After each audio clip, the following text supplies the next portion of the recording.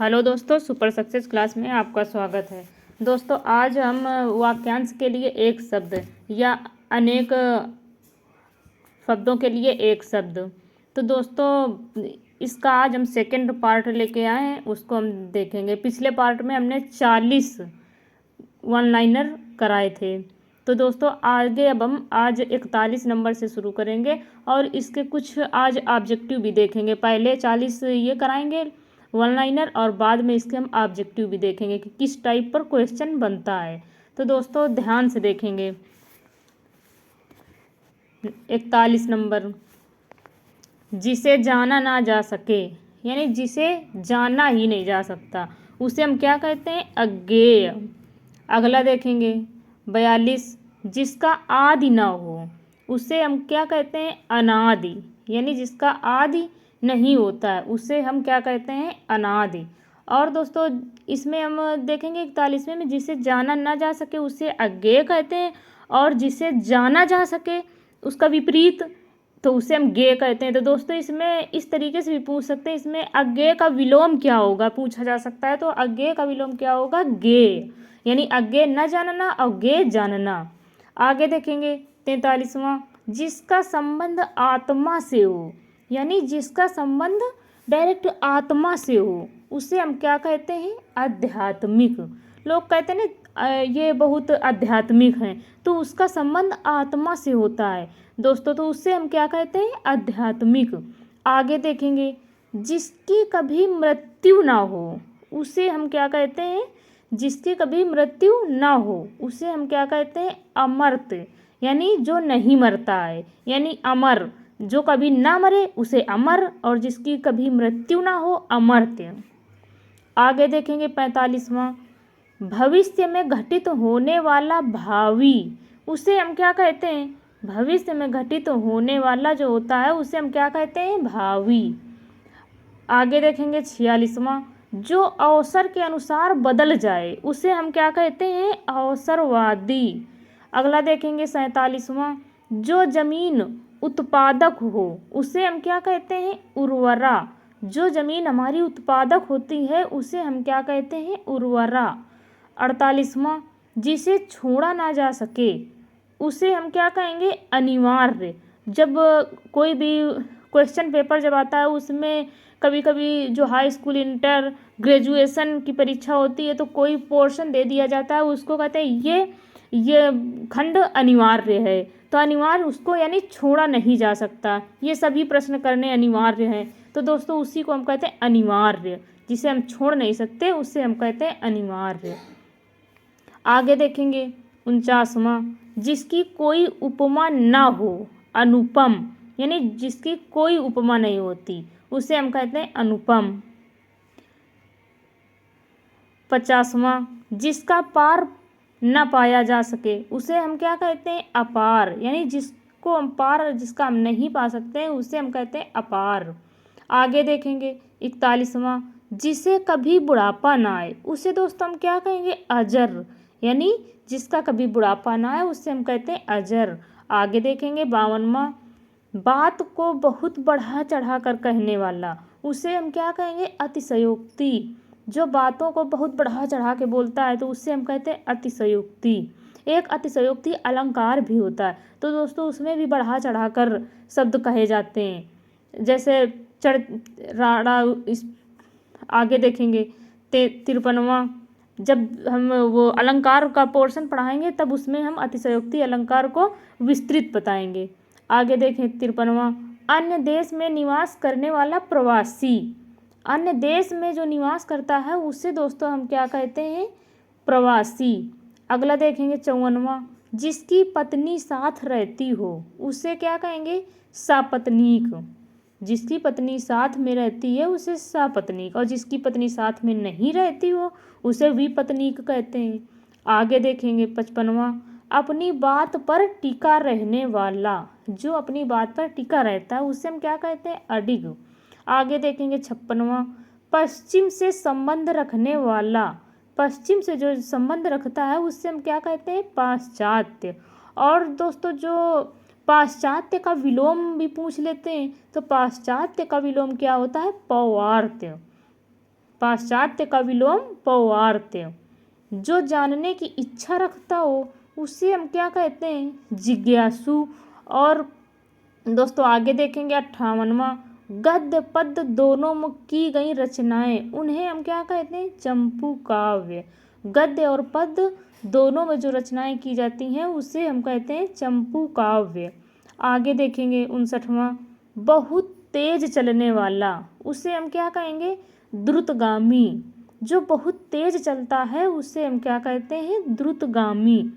आगे देखेंगे 60वां, जिसने इंद्रियों को अपने वश में कर लिया हो। दोस्तों उससे हम क्या कहेंगे, जितेंद्री, यानी जीत लिया हो, जिसने अपनी इंद्रियों को यानी अपने वश में कर लिया हो। आगे देखें 61वां, लेखा जोखा रखने वाला उसे हम क्या कहते हैं, लेखाकार। आगे देखेंगे 62वां, जिसकी आयु लंबी हो उसे हम क्या कहते हैं, दीर्घ आयु।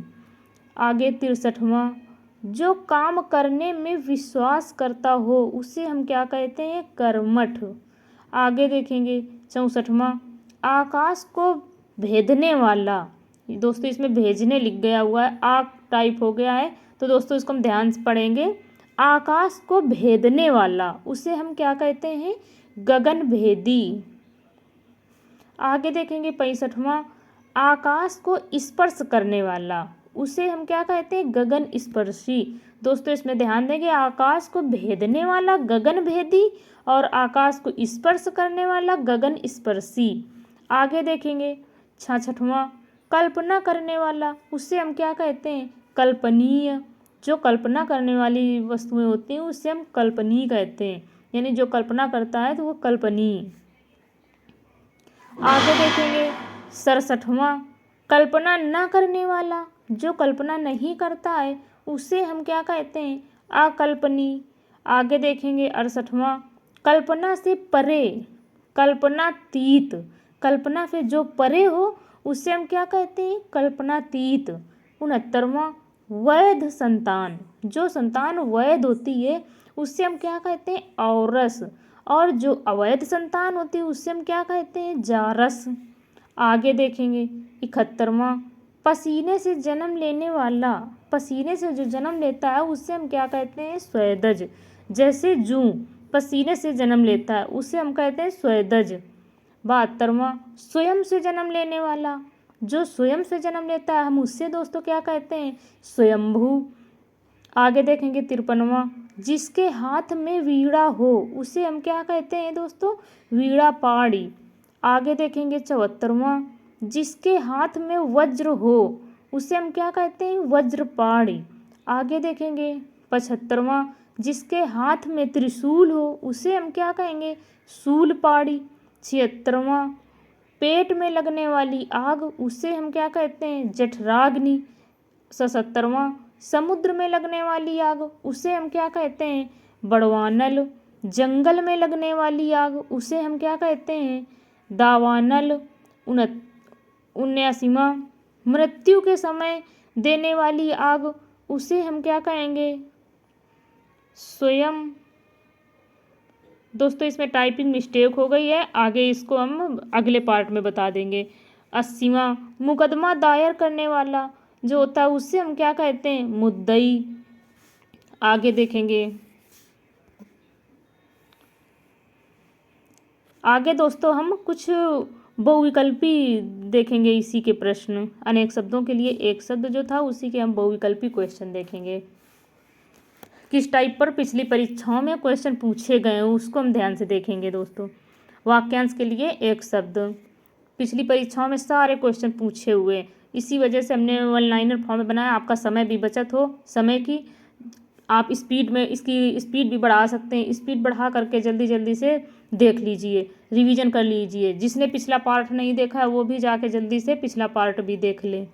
आगे देखेंगे नंबर 1, कनिष्ठिका और मध्यमा के बीच की उंगली को हम क्या कहते हैं। दोस्तों इसमें हम ध्यान देंगे, अनामी, ऑप्शन बी अनामिका, ऑप्शन सी अनामिका, ऑप्शन डी अनिमिका। दोस्तों हम इसमें ध्यान देंगे, कनिष्ठिका और मध्यमा के बीच की उंगली को हम अनामिका बोलते हैं, ऑप्शन बी सही होगा। आगे देखेंगे क्वेश्चन 2, जिसके पेट में माँ ने रस्सी बांध दी हो उसे हम क्या कहेंगे? दामाद, दामाद इतर, ऑप्शन सी दाम, ऑप्शन डी दामोदर। दोस्तों ध्यान देंगे, जिसके पेट में माँ ने रस्सी बांध दी हो उसे हम क्या कहते हैं? दामोदर। आगे ध्यान देंगे प्रश्न 3, पीछे पीछे चलने वाला, इसके लिए हम क्या कहेंगे? जो पीछे पीछे चलता है, ऑप्शन ए अनुचर, ऑप्शन बी अनुगामी, ऑप्शन सी अनुवर्ती, ऑप्शन डी अनुगमनी। दोस्तों इसमें क्या सही होगा? ऑप्शन बी अनुगामी, जो पीछे पीछे चलता है उसे अनुगामी कहते हैं। अगला प्रश्न, जिसकी कोई कीमत ना हो सके, वाक्यांश के लिए एक शब्द होगा। जिसकी कोई कीमत ना हो सके उसके लिए उसको हम क्या कहेंगे? ऑप्शन ए कीमती, ऑप्शन बी अमूल्य, ऑप्शन सी बहुमूल्य, ऑप्शन डी उपर्युक्त में से कोई नहीं। तो इसमें दोस्तों क्या सही होगा? अमूल्य, यानी जिसकी कोई कीमत नहीं है वो है अमूल्य। आगे देखेंगे प्रश्न 5, गुरु के समीप रहकर अध्ययन करने वाला के लिए एक शब्द होगा। गुरु के समीप जो रहकर अध्ययन करता है उसे हम क्या कहते हैं? अंतेवासी। इसमें ऑप्शन डी सही होगा, अंतेवासी। आगे देखेंगे प्रश्न 6, जिसके हृदय पर आघात हुआ हो उसे हम क्या कहते हैं? ऑप्शन ए मर्माहित, ऑप्शन बी मर्माहत, ऑप्शन सी मर्माहुत, ऑप्शन डी मर्माहूत। तो दोस्तों इसमें सही होगा ऑप्शन बी मर्माहत। जिसके हृदय पर आघात हुआ है उसको हम क्या कहेंगे? मर्माहत। आगे देखेंगे 7वां, जो अपने पद से हटाया गया हो के लिए एक उपयुक्त शब्द होगा। जो अपने पद से हटाया गया हो, पद भ्रष्ट, ऑप्शन बी पदानवत, ऑप्शन सी पदानुगत, ऑप्शन डी पदच्युत। दोस्तों उससे हम क्या कहेंगे? जो अपने पद से हटाया गया हो उसके लिए एक शब्द कौन सा सही होगा? ऑप्शन डी पदच्युत। आगे देखेंगे 8वां, जिसे किसी वस्तु की स्पृहा न हो के लिए उपयुक्त शब्द होगा। ऑप्शन ए निस्पृहा, ऑप्शन बी निस्पृह, नंबर सी निस्पृह, नंबर डी निस्पृहीन। दोस्तों इसमें क्या सही होगा? निस्पृहा, ऑप्शन ए।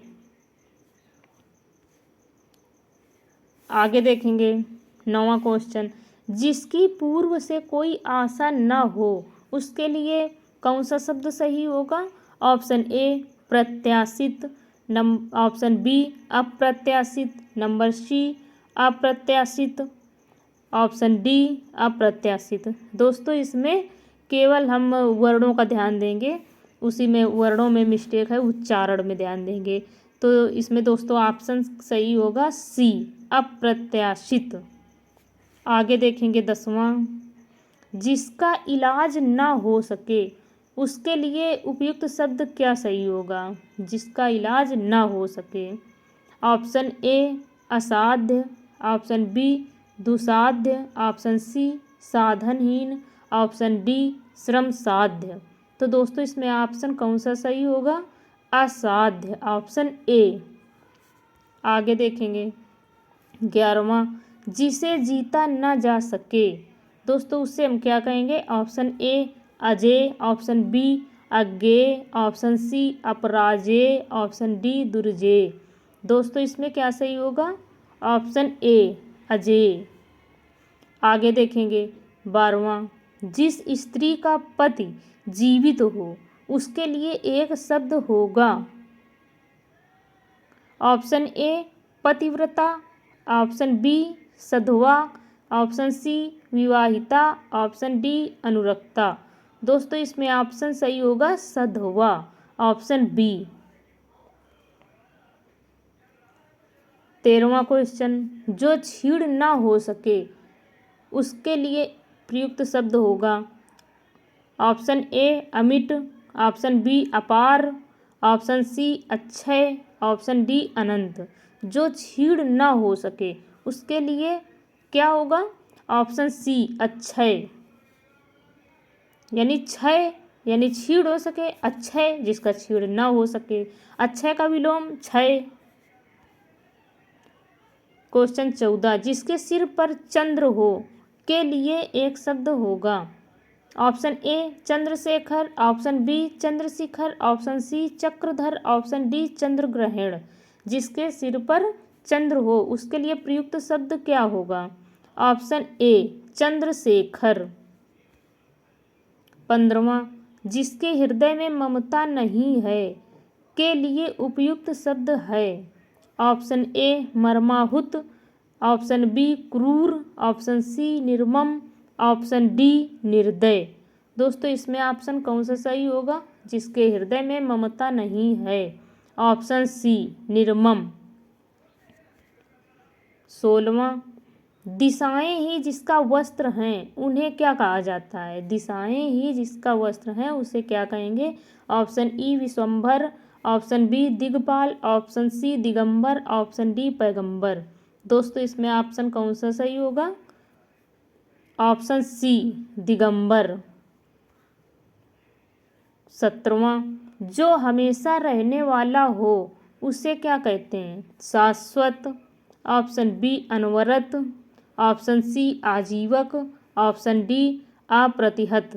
दोस्तों इसमें ऑप्शन कौन सा सही होगा? जो हमेशा रहने वाला हो उससे हम क्या कहते हैं? शाश्वत। 18वां, जिस पुरुष की पत्नी साथ नहीं है उसे हम क्या कहेंगे? ऑप्शन ए अपत्नीक, ऑप्शन बी वियोगी, ऑप्शन सी विधुर, ऑप्शन डी विपत्नीक। दोस्तों इसमें क्या सही होगा? ऑप्शन डी विपत्नीक। जिस पुरुष की पत्नी साथ नहीं है उसे हम क्या कहेंगे? विपत्नीक। धन्यवाद दोस्तों। यदि वीडियो आपको अच्छी लगे तो आप लाइक करना, सब्सक्राइब करना, शेयर करना, कमेंट करना। यदि आपका कोई सुझाव हो तो आप कमेंट बॉक्स में आप कमेंट करें।